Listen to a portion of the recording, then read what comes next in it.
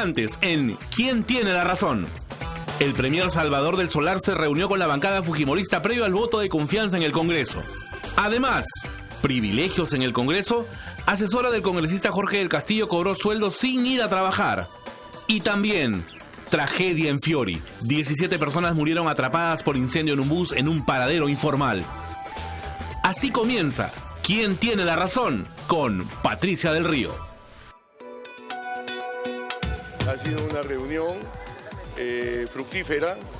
Fuerza Popular siempre ha estado abierta al diálogo, que todos en consenso, tanto el Poder Legislativo como el Poder Ejecutivo, pueden avanzar hacia temas importantes para el país, como es el relanzamiento de la economía peruana, como lo es también la lucha contra la corrupción, pero las discrepancias las dejaremos a un lado y caminaremos en eso que podemos llegar a consensos que hoy preocupan a los peruanos.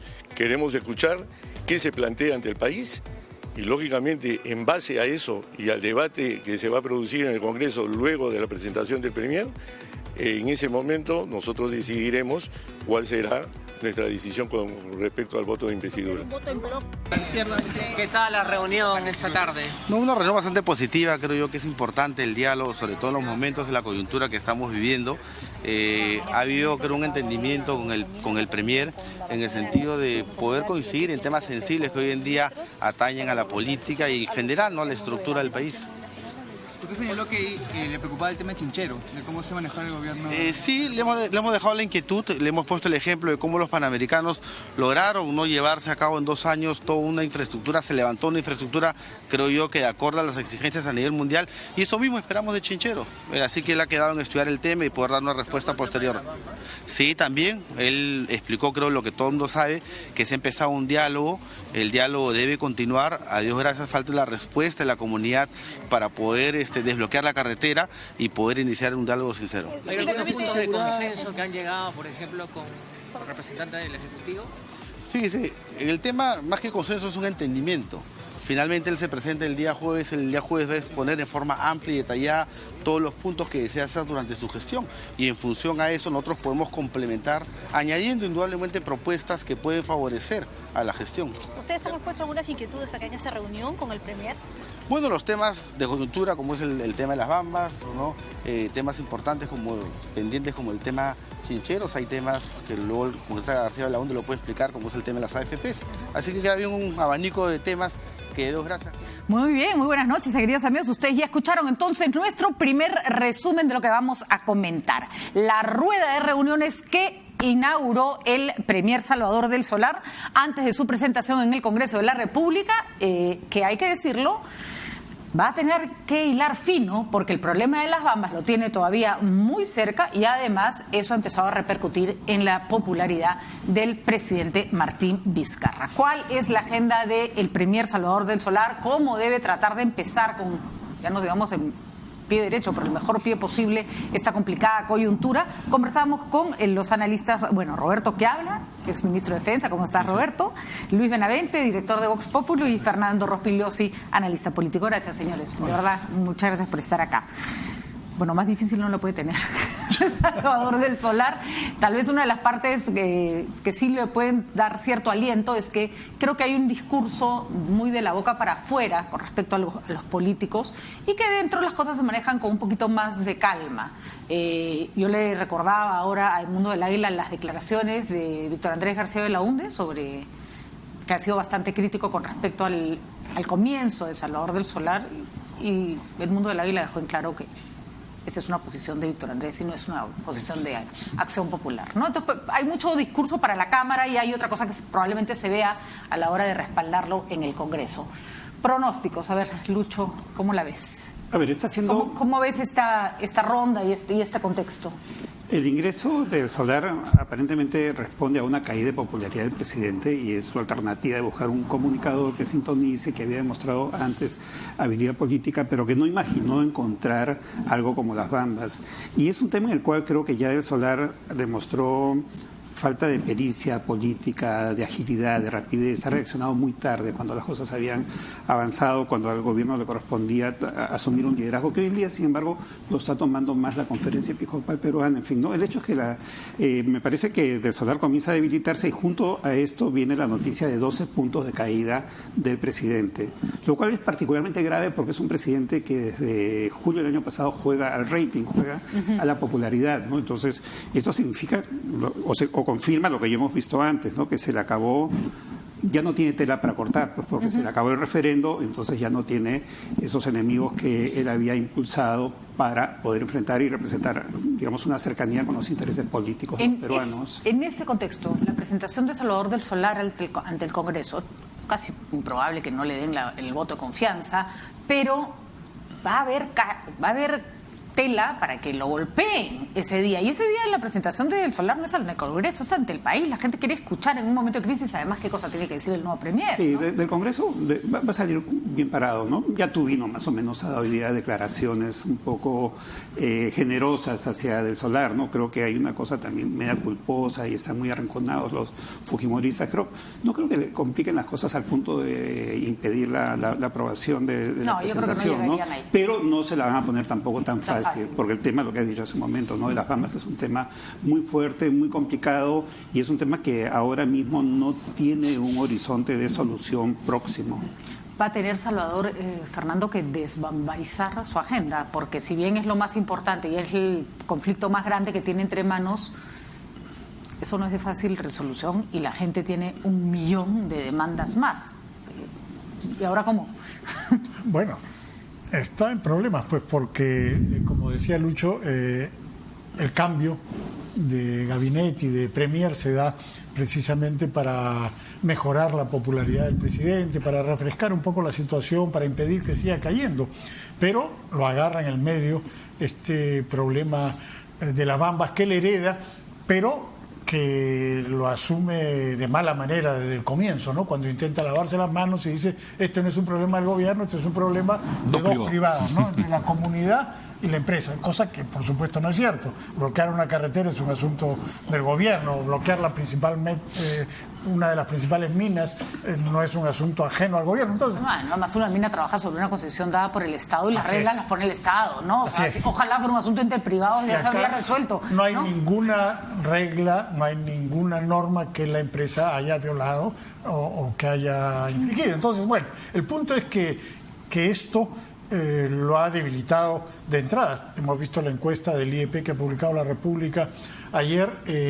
Increíblemente, más gente lo desaprueba de la que lo aprueba, y más gente considera que no está bien que ocupe ese cargo, cuando por lo general la gente que asume la presidencia del Consejo de Ministros, aunque no sea muy conocida, siempre tiene una opinión favorable al comienzo. Y Salvador del Solar es conocido no solamente porque es actor, sino porque ha sido ministro en la primera etapa del gobierno de Pedro Pablo Kuczynski. Entonces ha entrado con problemas. Obviamente en el Congreso no va a pasar nada. Lo van a criticar como critican a todos. Van a hacer el show que ya conocemos, ¿no? Así es, pero lo van a aprobar porque la oposición no tiene ninguna posibilidad de realmente hacerle daño al gobierno en este momento. No sería lógico en este momento, sería casi antipatriótico. No tendría ningún sentido, ¿no? Ahora, el punto es que la situación es complicada. Lo de las Bambas viene desde antes, pero ¿quién empezó esto?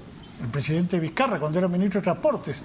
En octubre de 2016 fue allá, les ofreció el oro y el moro, por supuesto no cumplió, el Estado, el gobierno no cumplió, y después se han acumulado los problemas. Y ahora van a venir, después de esto, no sabemos cómo se va a resolver. Ayer el ministro de Transportes dijo que iba a dar 350 millones, y por supuesto después van a venir 10, 20 y 30 demandas más con bloqueos. Entonces el gobierno y Salvador del Solar no la van a tener fácil por estos problemas. Ahora, contestando lo que tú decías, ¿y qué puede hacer? Bueno, muy difícil, porque la otra cosa que podría hacer es mejorar la gestión, pero eso está complicado porque con el equipo que tiene difícilmente la gestión va a mejorar, que es otra cosa que ha venido jalando al presidente Vizcarra y a su gobierno hacia abajo. tendrían que inventar algo, como lo inventó Vizcarra el 28 de julio del año pasado, con el tema de la no reelección de congresistas, en atacar a los políticos, en atacar al sistema judicial. Pero a estas alturas es un poco difícil, porque ya están más o menos aplastados, ¿no? Tendría que levantarlo y volverle a pegar, pero no hay... buscar nuevos enemigos. Sí, pero es difícil, ¿no? Es difícil porque además, qué manera de haberle metido un knockout las Bambas. Al pobre Salvador, que entró al ring y ¡jual! Cayó el knockout, que no puede ser su culpa, digamos, ¿no? Pero es verdad que parte de este asunto lo ha iniciado este gobierno. De hecho, el cambio de una vía carrozable, un paso cualquiera, a una vía nacional, que seguro que es legal, pero es de este gobierno. Y algún día en el Perú tenemos que entender que no todo lo legal es inmediatamente posible. O sea, que hay cosas que por más legal que sean, para implementarlas hay que hacer su trabajo, ¿no? Yo creo que el primer ministro entra en un momento donde todos pedían un cambio de primer ministro. Ya se había agotado el premier Villanueva. Hay que estar feliz de haberse salido justo. Y entonces fue un golpe de sorpresa colocarlo a él, porque dicen que era un mejor comunicador. Y hay que tener en cuenta que él empieza con una posición surrealista cuando el presidente dice: vamos a recuperar el principio de autoridad. Y pone como ejemplo, tanto él como el primer ministro, La Pampa, ¿no? Ahí en Madre de Dios. Entonces lo primero que habría que preguntarle: ¿qué entienden ellos por recuperar el principio de autoridad? ¿Declarar el estado de emergencia y mandar a los soldados y los policías? Entonces eso es lo que vamos a replicar, como diciendo: nosotros vamos a poner autoridad, vamos a poner orden. Y le surge las Bambas. La pregunta es: ¿y el principio de autoridad en las Bambas? Entonces empieza, como dice Fernando, empieza mal, pues, porque cuando dice dos cosas, dice: este es un problema entre privados, como diciendo el Estado no tiene nada que ver, y esto no tiene nada que ver como presentación en el Congreso. Por favor, eso no me pidan. Entonces, lo que tienen que cuidarse es que no haya un muerto, y creo que eso es lo que se están cuidando. Por eso es que en la conversación que ha habido no hay solución, porque primero el premier le ha dicho al representante de la comunidad: levántame el bloqueo y yo te levanto el estado de emergencia. Ni uno levanta el bloqueo, ni el otro está levantando el estado de emergencia.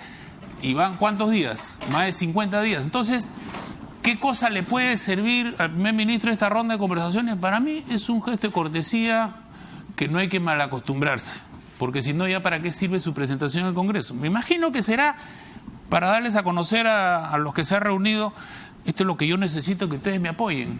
Y los otros le dirán: esto es lo que tú tienes que hacer. Lo que pasa es que creo que lo que está haciendo Salvador del Solar en este momento es lo que puede. No puede hacer mucho más. A la zona no puede ir. Ha esperado que saquen a Gregorio Rojas para demostrar que habla con alguien.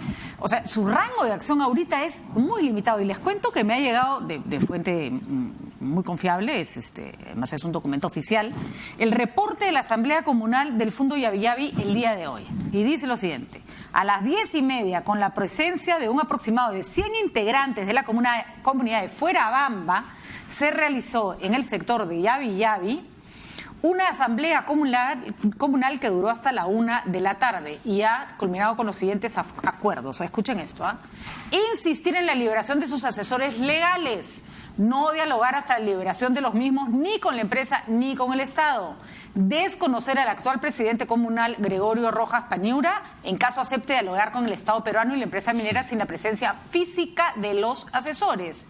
En el sector Yavi Yavi se encontrarían los familiares de los asesores legales, quienes están incitando a los comuneros a abstenerse del diálogo hasta que los liberen. ¿Por qué?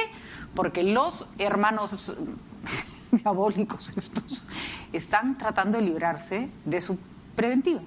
Y esta es la manera como están presionando para que finalmente no los metan a una prisión preventiva, para que salgan y se destrabe el asunto. Pero, ojo, el vicepresidente de la comunidad que está allá ha declarado hoy día que ya no quieren negociación, no quieren plata, no quieren nada. Dice que la mina saque su mineral por avión si quiere, pero por acá ya no van a pasar. O sea, están en una posición ya ultra radical. Ese señor fue el que, poco tomado, casi se lleva a todos los policías. No, a borracho, atropelló a un policía. Yo, digamos, lo estaba diciendo de manera eufemística. ¿Está preso? No. ¿Está preso? Debilidad. Si acá, en Lima, el señor Juan Pérez atropella a un policía, va preso inmediatamente con justa razón y sale el ministro del Interior y dice yo no voy a Desgraciadamente no va tan preso, pero en todos lados deberían ir, digamos, ¿no? Sí, acá, allá. Pero eso muestra que la ley no está funcionando, no se está aplicando por razones políticas, que el gobierno está impidiendo que lo metan preso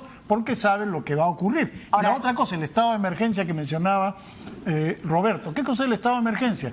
No se pueden reunir más de 3 personas. No te pueden bloquear la carretera. No se pueden bloquear la carretera. Se puede detener a cualquiera sin mandamiento judicial. Puedes entrar a las casas. ¿Para qué sirve el estado de emergencia? O sea, mejor que lo levanten para no ser roche, dices tú. No, claro, porque dicen... El gobierno ofrece levantar el estado de emergencia, no ofrece nada, porque el estado de emergencia ¿cuál es la diferencia? Que retiran los policías. Vamos a usar tu cerebro de estratega militar. Yo entiendo que tener un tipo borracho que se te lanza contra la policía es como para agarrar lo de las mechas y meterlo a la cárcel. Pero también entiendo, porque hemos hablado el otro día con el fiscal de Calhuaguancho y claramente dejaba claramente sentado que estaban pisando huevos, o sea que cada decisión que toman les da miedo y es natural que se desmadre todo el asunto y termine en una conmoción social, un conflicto social que le cuestan tantos muertos al Perú, es decir, lo que ya conocemos. ¿Qué se hace? ¿Cómo combinas el principio de autoridad con una situación que parece una bomba de tiempo? Es bien difícil, yo por eso te decía acá, lo que hay que evitar son los muertos. Si nosotros queremos hacer un levantamiento, una limpieza de la carretera, te vas a generar un problemón. Hoy día en la mañana yo escuchaba al que había sido presidente y que lo habían sacado, y a una señora, el trabajo de estos abogados, pues y ahora de los familiares, les han prohibido trabajar con la mina. O sea, el presidente tenía unos micros, unos ómnibus, y la señora tenía un pequeño negocio. Y otros han tenido que salir. Ese es el trabajo, esa es la ausencia del Estado. Entonces acá necesitas inteligencia, porque... Acá lo que necesitas, ¿sabes qué? Es sentarte a ver cómo los convences. Y cómo rompes, ¿no? Porque el culpable, como decía Garro, como dice Lucho, es el Estado. El que incumplió es el Estado. El ministro de Transportes hoy día ha reconocido que hay que pagarles una compensación por el uso de la vía y que hay que asfaltar la carretera. Hace 8 años. Además hay un punto que creo que hemos llegado en el caso de las Bambas, que ya no importa quién tiene razón. Ya discutir quién tiene razón ya no tiene sentido, porque ya llegaste a tal nivel que lo único que la razón ya no es, ¿no? O sea, si tú hiciste bien, tú hiciste mal, ya todo el mundo cree que tiene la razón, tienes que negociar desde otra perspectiva. Pati, el problema está en lo que dice, el problema está en lo que dice Fernando. Yo creo que sería una debilidad suprema si sueltan a los dos abogados. De acuerdo, pero acá van a tener que conciliar teniéndolo los dos guardados, porque si ya los sueltas, esos dos abogados van a aprovechar la situación. ¿Sabes por qué? Porque a la mañana el mismo abogado de ellos decía, este es el 30% que cobran los abogados. O sea, si le piden 100 millones a la mina, 30 millones son para los dos. Entonces son 30 millones que están en juego. No, ya de acuerdo. Todo mal. Pero a diferencia del Ejército General Cabrera, donde manda general, no manda nadie más. Acá el Poder Judicial hace lo que quiere, tiene libertad, el Ejecutivo tiene libertad. Yo no sé, yo supongo que si tú llevas esto a uno de esos cursos de resolución de conflicto en Harvard, todos salen disparados y nadie lo va a querer arreglar, ¿no? O sea, tiene todos los elementos para que todo salga muy mal, ¿no? Pero en ese momento la cancha está trazada a favor de la comunidad. El comunicado que has leído ahora de la reunión de hoy a las 10 de la mañana, o lo que informaba Fernando, que no tienen muchas ganas de negociar, ni siquiera el pago de los derechos de servidumbre, por un lado. Por otro lado, si la capacidad de maniobra del Premier es tan pequeña, por un lado. Por otro lado, se está dando libertad a alguien que cometió tremenda falta. Si tú te vas a tomar una copa en Lima, pues tomas un taxi. Ese señor no, sale borracho, atropella y sale como si nada.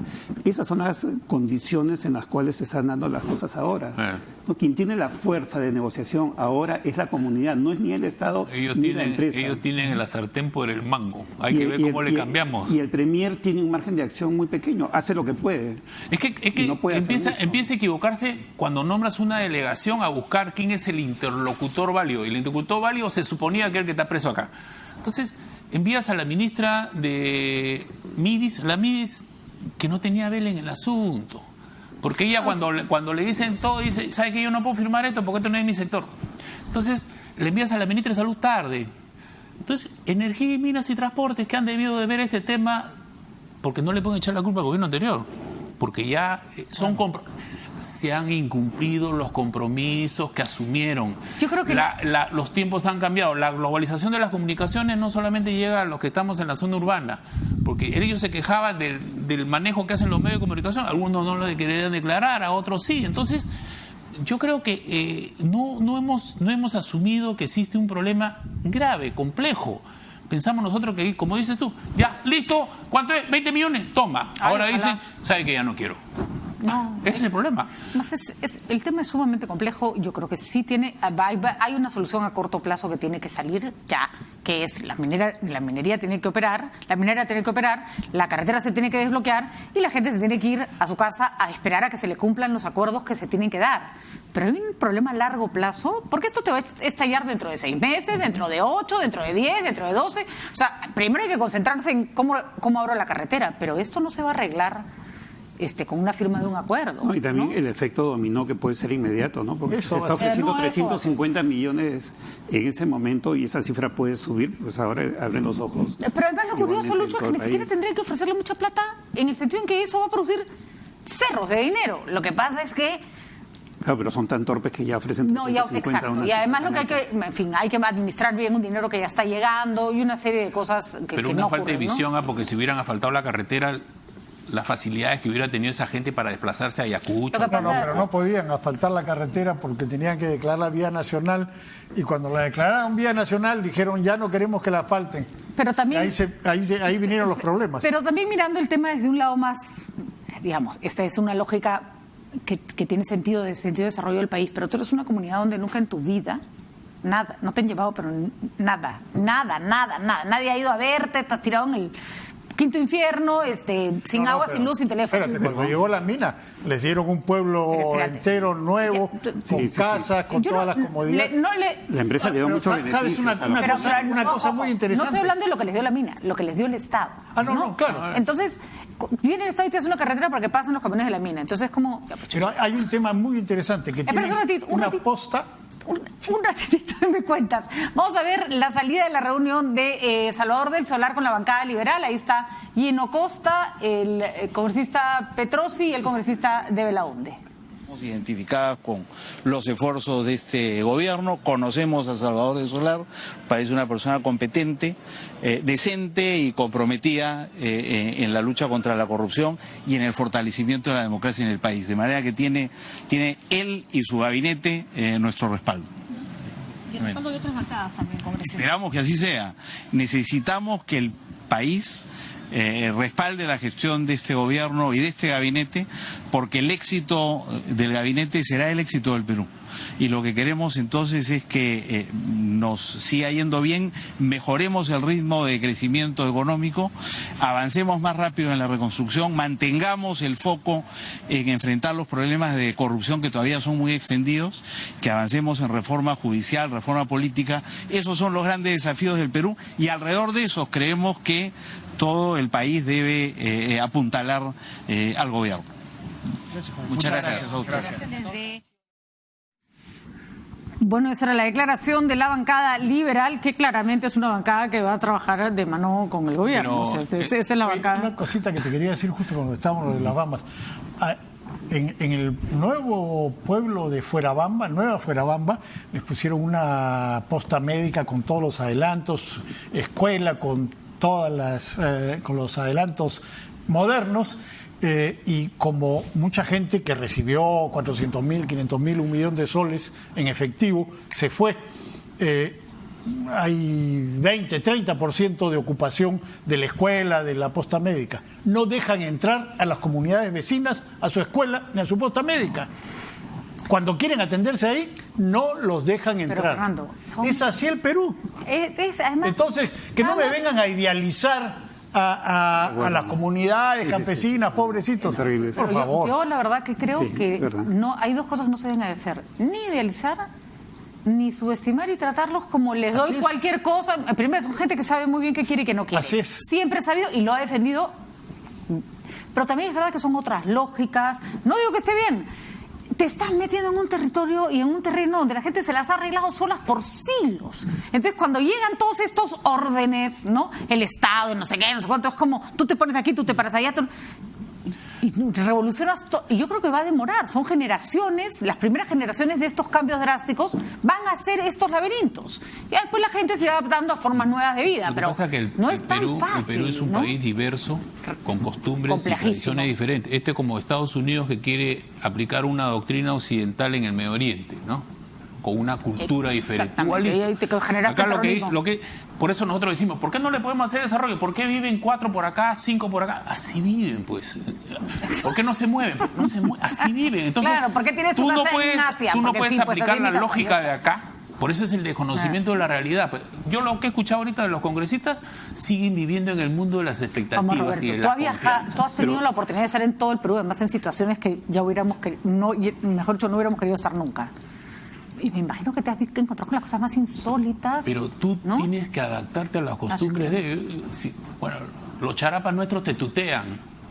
Tú, porque eres capitán y el otro soldado te tutea. Claro. Entonces tú no le vas a decir, yo soy el capitán, trátame de usted. Entonces tú tienes que acostumbrarte a ellos, no ellos a ti, porque es diferente. Entonces tenemos que ver que este es el Perú. Hay que gobernar la realidad. La realidad es este conflicto de las mineras que no hemos aprendido nada. La realidad es ese Fiori con la informalidad y los muertos. Ese es el Perú que hoy día se le exige al presidente que gobierne. No el Perú de la confianza, las expectativas. Ya pasó. Pero lo cierto es que ya llevamos mucho tiempo en esta combinación de un Perú A que se encuentra con un Perú B, y ya tendríamos que haber encontrado una fórmula. Claro. Ya hace rato. Pero por un lado, no tenemos la capacidad de manejar la coyuntura, la crisis, el momento, pero por otro lado tampoco hay la posibilidad o el Estado es incapaz de dar una solución a largo plazo, más profunda. Hay que reconocer el tema de fondo y nunca estamos tocando eso. Es un tema de propiedad.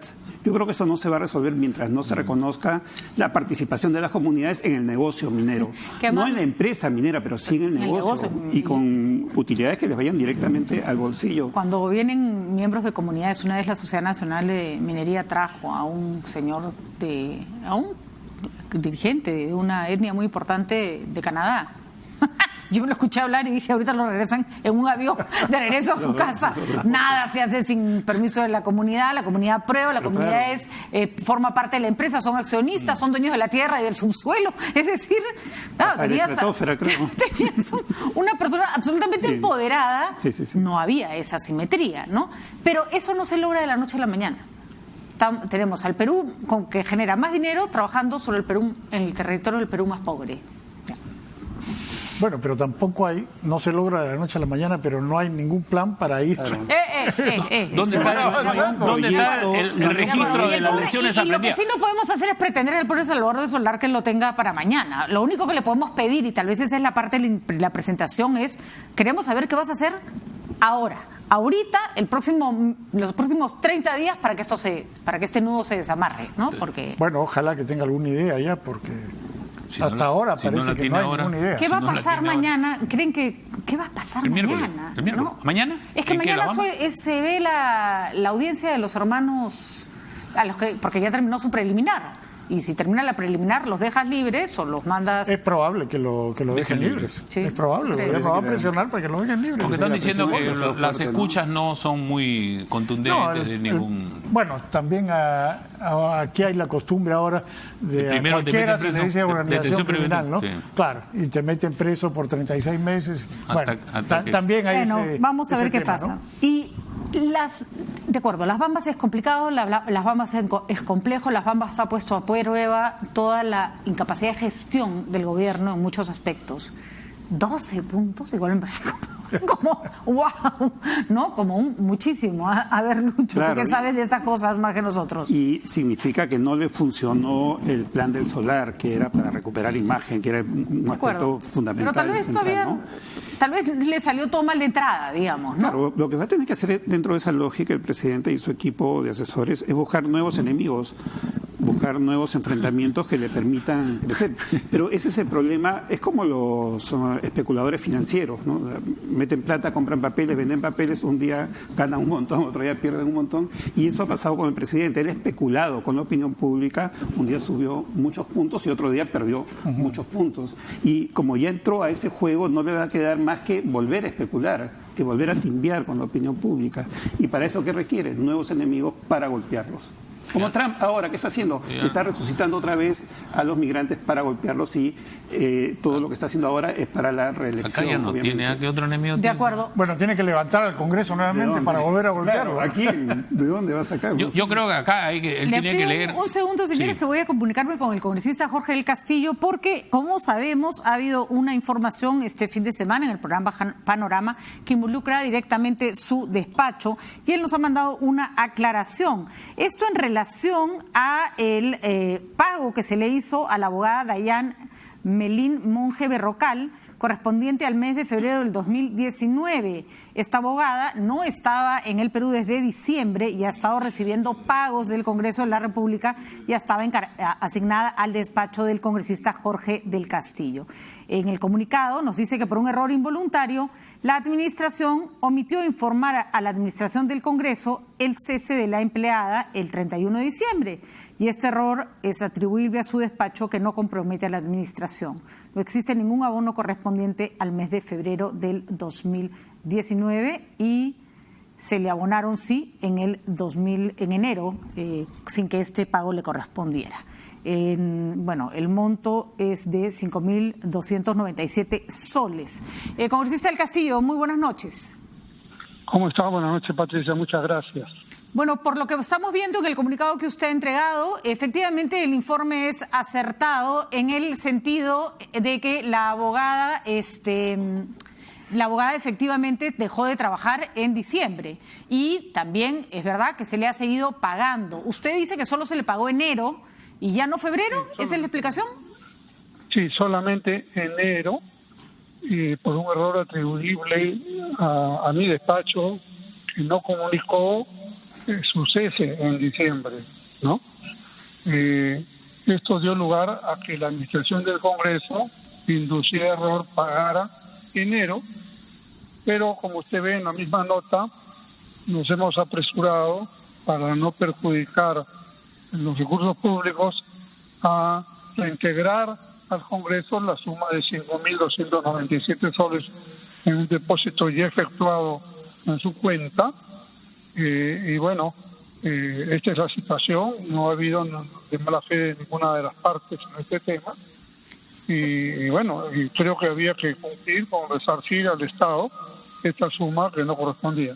Ahora, varias cosas, congresista del Castillo. Me imagino que el cargo para febrero ya estaba girado, porque esa era la información que tenía el programa Panorama, porque si ustedes no han informado, ¿cuándo han informado el cese de la abogada? A fines de enero. Es más, otra persona asume el cargo a partir del 1 de febrero, así que no hay ninguna posibilidad de que haya habido un nuevo pago en febrero. ¿Y cuando... En febrero le correspondió a la nueva persona. De acuerdo. Y cuando ustedes asignan a una persona para febrero, tienen que haberse dado cuenta que no habían cesado a la persona anterior. ¿Por qué este señalamiento lo tiene que hacer la prensa, no es cierto?, para que ustedes finalmente hagan el acto de devolución correspondiente y el comunicado correspondiente? Por eso digo, es un error involuntario de la administración de mi despacho. Yo tengo que asumir responsabilidades. Por eso me he apresurado primero que no se perjudique el Estado haciendo este reembolso y obviamente estaré dispuesto a cualquier esclarecimiento que en el Congreso se quiera hacer, en la prensa también. La persona contratada ha ocupado exactamente la misma plaza que la persona que se fue. Sí, la misma plaza. Es exactamente la misma plaza y en fin, yo espero que el tema se quede aclarado y como acabo de hablar con el oficial mayor del Congreso, he estado toda la tarde en el Congreso, si hubiera alguna diferencia que no percibo en este momento, habrá ningún problema en reembolsar lo correspondiente.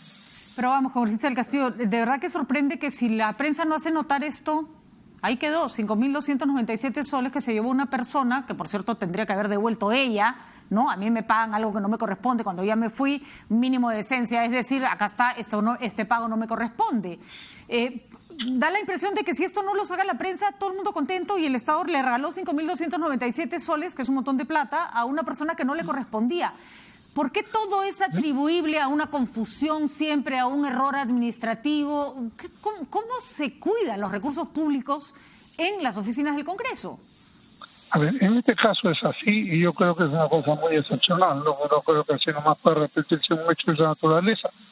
Yo tengo que dar mil excusas, porque francamente es un tema de las cuales obviamente yo no estoy pendiente porque estoy haciendo otro tipo de labores, pero tengo que asumir la responsabilidad, además hay nada que hacer. ¿Cuándo le informaron que la señora Monge iba, Monge iba a dejar el despacho? No, yo sabía que iba a dejar el despacho, por supuesto. Se sabía que iba a dejar España, pero las personas que tenían que hacer el procedimiento no lo hicieron, confundidos en el año nuevo o lo que fuera, la cosa que no se hizo. De acuerdo. ¿No? ¿Y el contrato? Y no creo que haya habido ninguna mala fe ahí de por medio, francamente. De acuerdo, pero para entender finalmente este asunto, que no deja de ser complicado, congresista, a pesar de que se haya devuelto el dinero, ¿qué tipo de contrato tenía ella? Es un contrato 728, me parece, ¿no? Ya. Un cargo de confianza denominado como técnico, ¿ya? Y de profesión abogada. Ella ha trabajado varios meses desde el 2016 hasta octubre del 2018 como asistente. Ahí dejó el cargo, se graduó de abogada y regresó de septiembre a diciembre del 2018, ¿no? Entonces, no estamos hablando de una persona fantasma que vive trabajado, ¿no? Hay un pago indebido de un mes que se está resarciendo ya. Y durante los meses que sí cobró, ¿usted puede acreditar su asistencia, trabajo? Sí, absolutamente. Bueno, vamos a seguir revisando la documentación con calma. Gracias de todas maneras por darnos esta información, congresista del Castillo, y nada, a ver qué pasa, porque lo que sí demuestra como hubo otros casos, es que acá demasiado desorden, congresista del Castillo, sobre el que finalmente todos tienen una buena explicación, aparentemente, pero que da cuenta de un laberinto de sueldos y manejo de dinero dentro del Congreso de la República. Le agradecemos esta noche estar con nosotros. Muy buenas noches. Gracias, hasta luego. Bueno, ahí tienen entonces la explicación del congresista del Castillo. Se olvidaron de avisar que la señorita ya se había ido del trabajo y le abonaron un sueldo extra. Entendemos por lo que nos dice el congresista que los que han devuelto la plata es él. Pero, a ver, a la señorita Monge, que creo que está en España, habría que llamarla por teléfono y decirle que se ha llevado 5.000 soles que no le corresponden, ¿no? En fin, el Congreso está lleno de estas historias, ¿no? Ya creo que solo tiene estas historias, más bien, ya no tiene otras.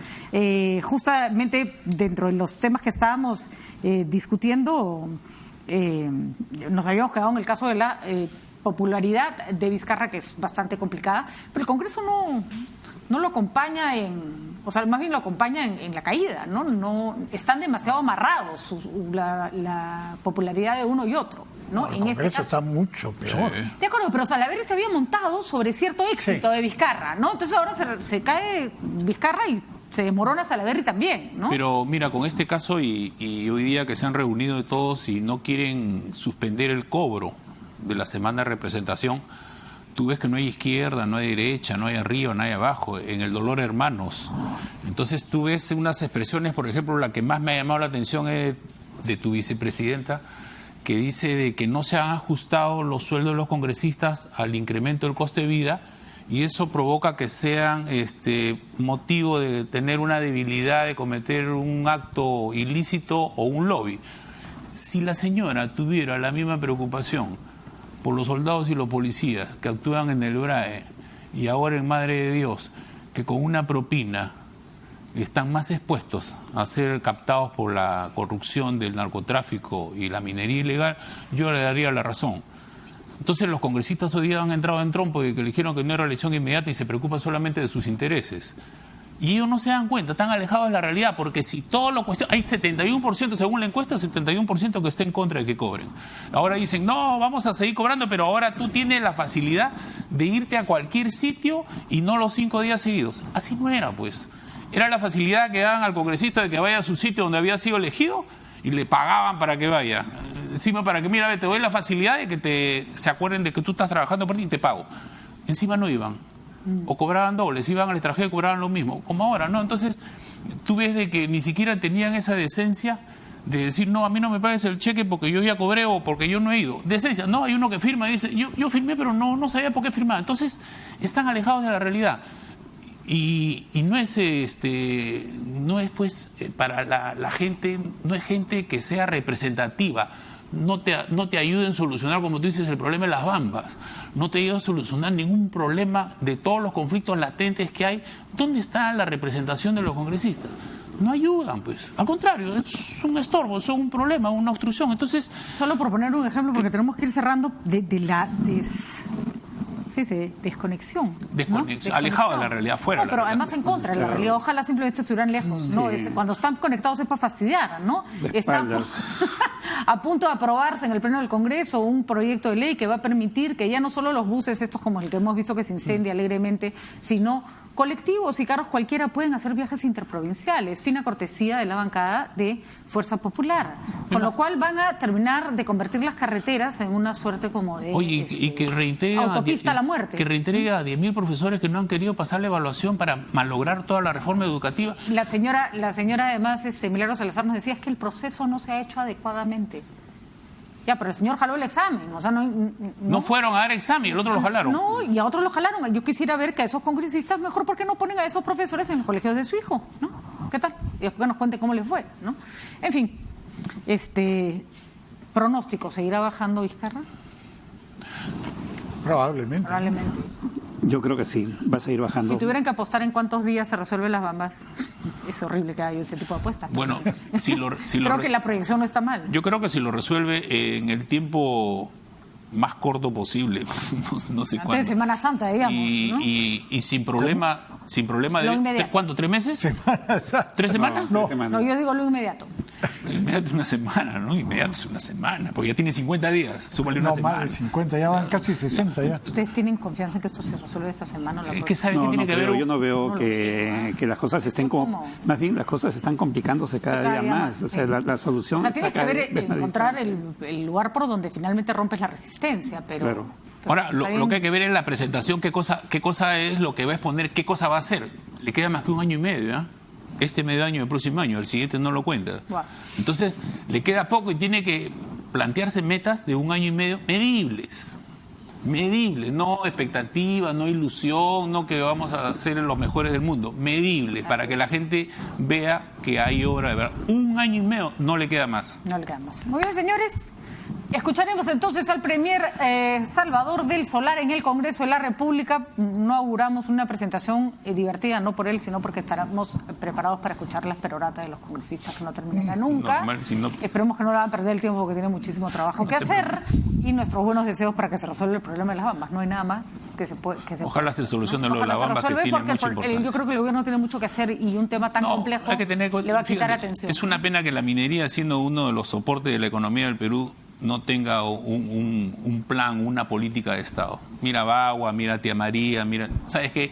No puede seguir así la minería. Nos estamos convirtiendo en un país que tiene plata, pero cuyo problema es que lo único que tiene es plata. O sea, no tiene capacidad de gastarlo, no tiene capacidad de gestionarlo. El Perú es un país muy rico en recursos naturales, pero muy pobre en capital humano. Así es. Y Fiori es un ejemplo, ¿no?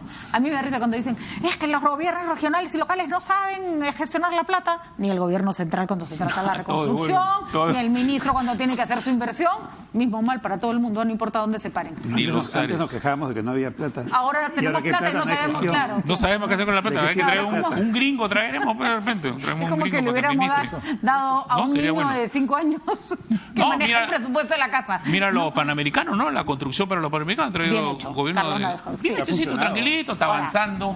Ha funcionado. Así chiquitito, ¿no? Pero por lo menos... En una época muy complicada, con lo de Odebrecht, el Club de la Construcción... Nuestros respetos a Carlos Naveja. No den malas ideas. Ahí lo dejamos ahí. Nos vamos a una pausa. Me despido de mis invitados. Viene con nosotros Francisco Durán para hablar de informalidad.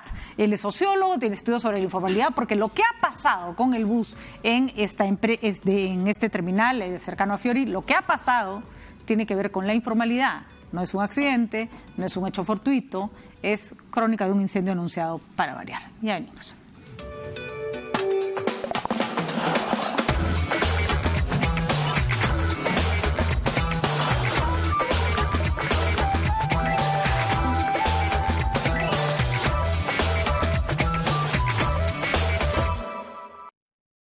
desastre seca, manchas, arrugas, acné, caída del cabello? Luce una piel hermosa y un cabello totalmente saludable en Iderma Capilar. Iderma Capilar es el mejor centro especializado en dermatología láser y trasplante capilar robótico del Perú.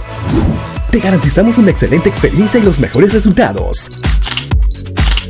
Así como yo, Tú también confía en Iderma Capilar. Consultas al 444-3884 o al www.idermacapilar.com.pe. Iderma Capilar, descubre el poder de tu belleza. Otro año, lleno de retos y trabajo. Ha sido duro, pero el negocio va quedando listo para la campaña. Porque con tal de sacar adelante a mi familia, todo este esfuerzo vale la pena. Y en mi camino siempre está Caja Arequipa, que me acompaña y me da un crédito al toque para poder estar preparada para la campaña escolar. Y a mis clientes también, para que puedan afrontar sus gastos escolares con tranquilidad. Sabemos por qué chambeas. Caja Arequipa, impulsando tu bienestar.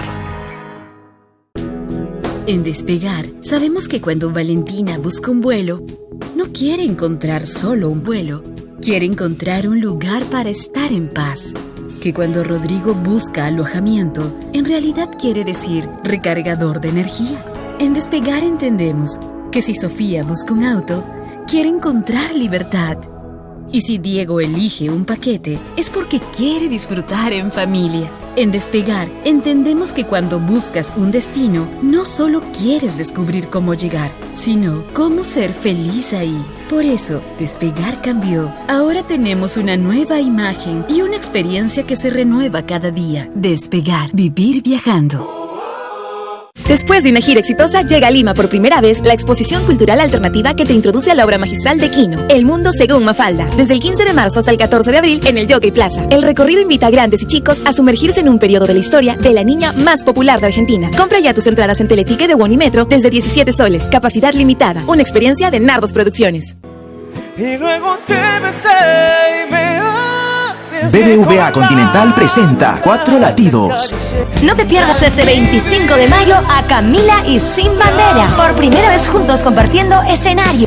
Compra tus entradas en Teleticket de Won y Metro y aprovecha el 25% de descuento con tu tarjeta del BBVA Continental hasta el 17 de marzo. Vive una noche soñada este 25 de mayo en el Jockey Club. Camila y Sin Bandera. 4 latidos tour. Radio Oxígeno.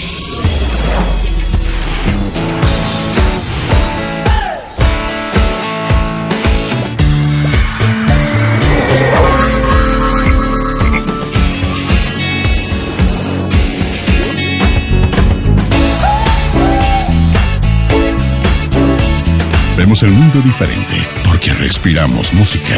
Radio Oxígeno, clásicos del rock and pop. 3 sujetos armados nos están asaltando.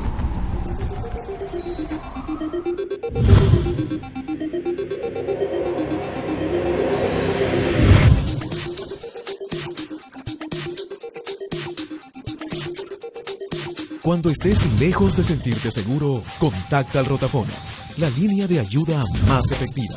Llámanos al 438-8008. Contáctanos a nuestro WhatsApp 951-431-013 o encuéntranos en Facebook y Twitter usando el hashtag Rotafono.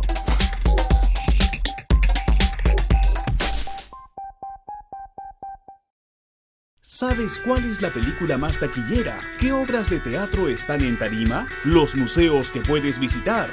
Eso y mucho más en Primera Fila. Películas en cartelera, canciones del momento, exposiciones de arte, funciones de teatro. Con nosotros siempre estarás en Primera Fila, de lunes a viernes a la 1:30 de la tarde por RPP Televisión.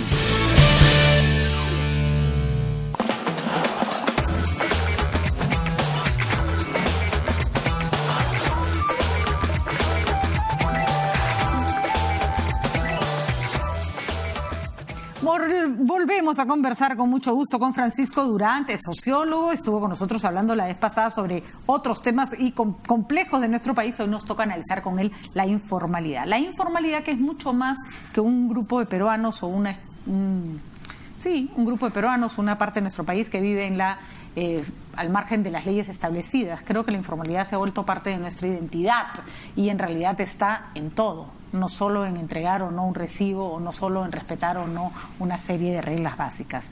Francisco, gracias por estar con nosotros nuevamente. Gracias por invitarme. Bueno, lo que hemos visto es este bus que se incendia en un terminal clandestino, pero que además pertenecía a una empresa formal que tenía todos los permisos para operar y con ninguna condiciones de seguridad en la zona, y además esta cosa como de cantidad de gente mirando cómo se incendia el bus, tomando fotos, es de pronto una imagen de un hecho siniestro, parecía ser la foto de un país. En un momento se convierte en la imagen de un país. Sí. ¿Qué nos está pasando? Es como si el incumplimiento de las normas por parte de todos, en este caso, ha desembocado en una tragedia terrible, ¿no? La inobservancia de las leyes, el hecho de que operan sin permisos o que teniendo permiso le sacan la vuelta. Le sacan la vuelta, claro, ellos debían estar en un terminal formal, terminan en este garaje, pero esta vez con muertos y heridos. La informalidad nació con una época de... siempre ha estado, pero digamos se fortaleció, se concretó cuando se urbaniza una parte de nuestra cultura, por decirlo de una manera, en un momento en que el Perú no tenía como Estado nada que ofrecerle a sus ciudadanos, nada, ni servicios, ni trabajo. Sí. Y la informalidad es como una suerte de economía de guerra, es una forma como de supervivencia en la época, pienso yo, de los 70, los 80, los 90 incluso, pero ya no estamos en esa época. ¿Qué ha pasado? ¿Por qué no hemos podido evolucionar, salir de esa suerte de patrón? Bueno, en un momento, yo creo que nació en el 45 cuando se forma el mercado La Parada, y justamente La Parada quería ser el lugar donde paraban ómnibus y camiones. Que viene en esta especie de urbanización del país, ¿no es cierto? Que se vuelve más urbano, digamos, ¿no? Y después la gente que se queda ahí busca dónde estar, invaden los cerros, el gobierno los reconoce y eso va creciendo. Y bueno, se ha convertido, como se llama, en un sector, el llamado sector informal, y digamos, está desde esa época y no se va a ir, digamos, ¿no? La estadística laboral indica por lo menos un 60 o algunos hasta 70% de informalidad. Por el lado empresarial es igual, es un sector ya que es parte de la sociedad. Pero es el sector, porque si nosotros hacemos un recuento de cuánta gente vive en la formalidad y cuánta en la informalidad, eso sin contar que los que viven en la formalidad coquetean y pasean y van y vienen de la informalidad, en realidad básicamente se ha convertido en una cultura que nos acoge a todos, ¿no? Sí, ¿cuántos de nosotros en algún momento tenemos contacto con la informalidad en nuestra vida diaria, en un día? Sí. ¿No? N veces, ¿no? Te basta manejar y ahí ves la informalidad, ¿no? Todos los días. Basta con que le des propina a alguien que te limpie la luna. Sí. Formaste parte de un ciclo de economía informal, ¿no? Claro, está echado raíces, digamos, y no hay tipo de gobierno, tipo de política económica que eso lo reduzca, ¿no? Es un poquito como un acordeón dependiendo de los ciclos económicos, ¿no es cierto? Crece, a veces se reduce un poco, pero está ahí y va a seguir ahí, ¿no? Porque es la suma de los problemas del país. Escuché al congresista, me va a matar por decirle congresista, el economista Bruno Seminario alguna vez explicar que la informalidad y la formalidad no debían ser consideradas como estamentos distintos, que ya teníamos que asumirnos como una especie de galleta charada, o sea, tenemos de un lado y del otro y así vamos a vivir siempre. ¿Se tendría que trabajar en esa línea, en tratar de orientar una economía distinta y no tratar de encajonarla en patrones a los que parece que ya no vamos a responder nunca?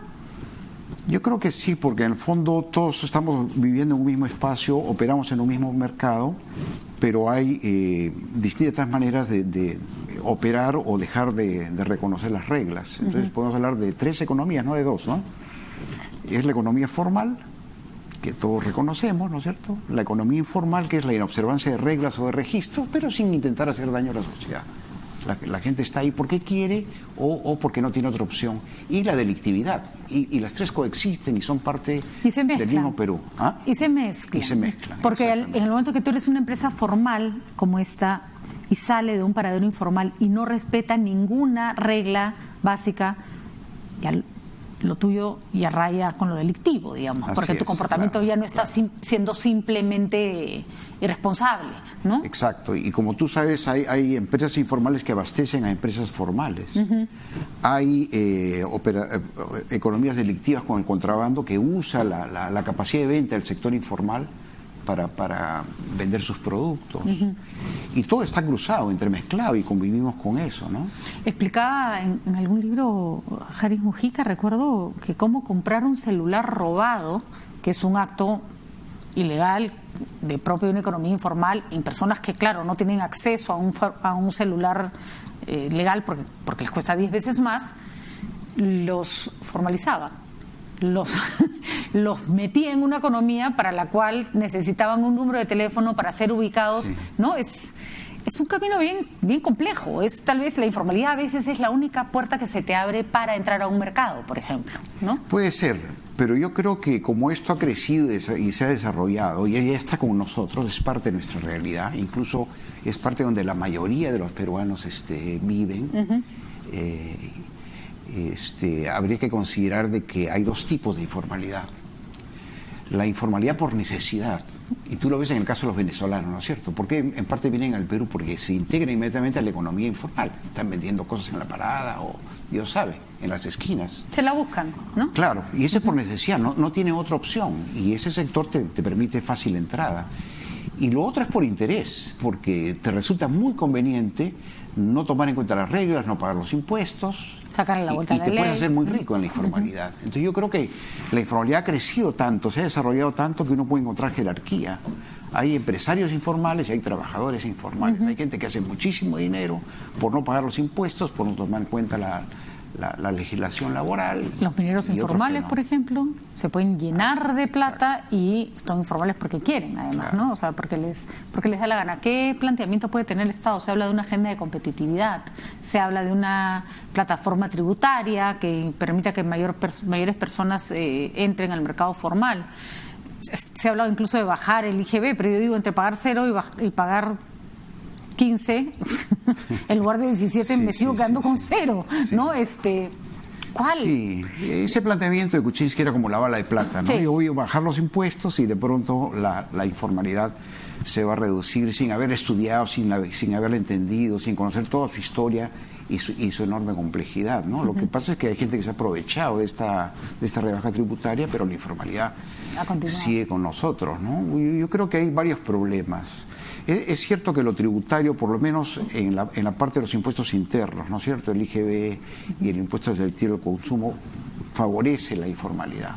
O favorece el contrabando también, ¿no? También, por supuesto, claro. por supuesto. Tú puedes bajar los aranceles. O la economía en negro, claro. Claro, ¿no? Pero tienes un 18% IGB y ese margen te favorece el contrabando.